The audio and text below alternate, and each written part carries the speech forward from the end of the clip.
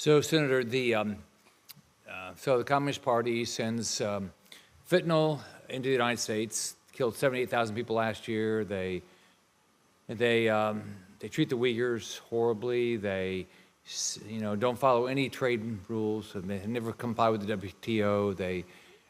It's a despicable government. They clearly want to destroy our way of life. And for the people that they've killed, they clearly have destroyed their way of life and their families. So would you recommend that any American citizen buy any Chinese products or have any Chinese apps on their phone or do any business with anything that's related to Communist China? Well, I think the realization that our support of China over the last 30 years or more, going back to Reagan actually, in terms of early investment in developing their economy, giving them access into most favored nation status when they didn't comply, they didn't qualify. Also, the violations in the World Trade Organization we've turned a blind eye to. Those days are over, I believe, and I think we've got to stand up, not just for our own protection, but for the protection of these systems that have served us well since Bretton Woods in 1944 that established the current world order. Going back to Senator Daines' recent trip over there, the only topic that I could see, the major topic that they talked about was fentanyl.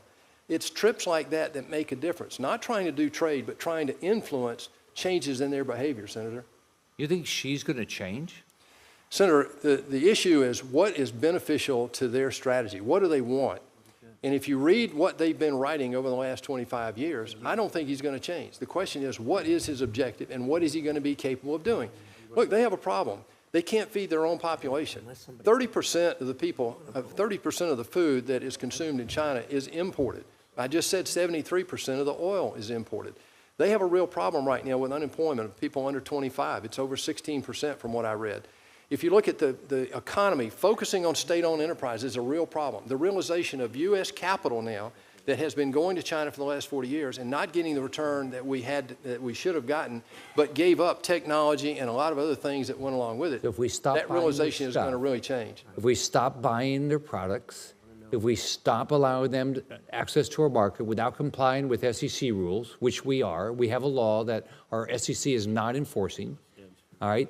If the American public would show up and say this is wrong, what would happen to the Chinese economy and what would they have to do then? You bring up a great point.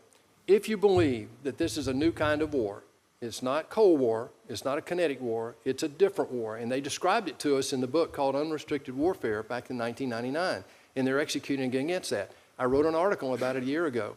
If you look at that, the way forward is for the United States to become informed about that and to stand up to the challenge. That means that sometimes we'll have to sacrifice, Senator, because what we've been seduced by are the cheap prices that we gave into over the last 30 years coming out of China that were, in some cases, in many cases, unfair because they were subsidized by the state. But if we stop buying their stuff, what will happen? Well, if foreign capital from the U.S. stops going into China, they have a real problem.